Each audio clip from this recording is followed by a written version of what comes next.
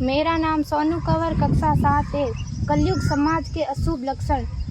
कुटुंब कम हुआ, संबंध कम हुआ, प्रेम कम हुआ, मर्यादा कम हुई, लाज लज्जा कम हुई, विनम्रता कम हुई, समर्पण कम हुए, पुस्तक वाचन कम हुआ, खान पान की शुद्धता कम हुई, बाल कम हुए, कपड़े कम हुए, नींद कम हुई, घी मक्खन कम हुआ, पीतल तांबे के बर्तन कम हुए, भाई भाई का प्रेम कम हुआ, सत्य कम हुआ, अतिथि कम हुए, धैर्य कम हुआ, श्रद्धा और विश्वास कम हुआ, बड़ों का सम्मान कम हुआ और भी बहुत कुछ कम हुआ जिससे जीवन सहज था, सरल था। संतान को दोष न दे।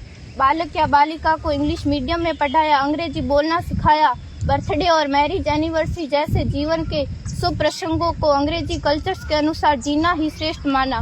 माता पिता को मम्मी डैड कहना सिखाया। जब अंग्रेजी कल्चर से परिपूर्ण बालक या बालिका बड़ा होकर आपको समय नहीं देता, आपकी भावनाओं को नहीं समझता, आपको तुच्छ मानकर आपसे जुबान लड़ाता, जब आपको बच्चे में कोई संस्कार नजर नहीं आता, तब घर के वातावरण को गमगीत किए बिना, संतान को दोष दिए बिना एकांत में जाकर रो लीजिएगा, क्योंकि पुत्र या पुत्री की पहली वर्षगांठ से ही भारतीय संस्कारों के बजाय, मंदिर जाने के बजाय केक कैसे काटा जाता है, यह सिखाने वाले आप और अम्मी है। जब बच्चा पहली बार घर से बाहर निकलता है तो प्रणाम और आशीर्वाद के बदले बाय बाय कहना सिखाने वाले आप और अम्मी है।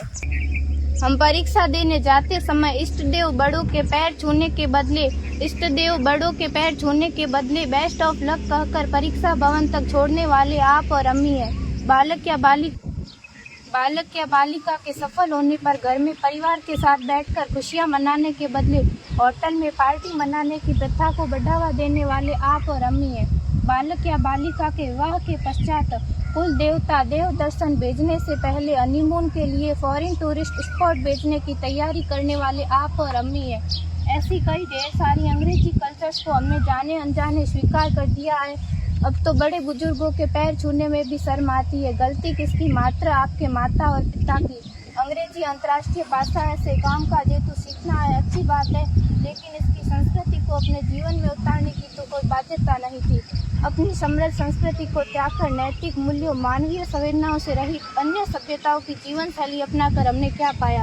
अवैध संबंध, टूटते रिश्ते, व्यसन युक्त धन, थके हारे मन, छल भरे रिश्ते, अनुशासनहीन संतानें, असुरक्षित समाज। एक बार विचार जरूर कीजिएगा कि संस्कारवान पीढ़ी क्यों आवश्यक है।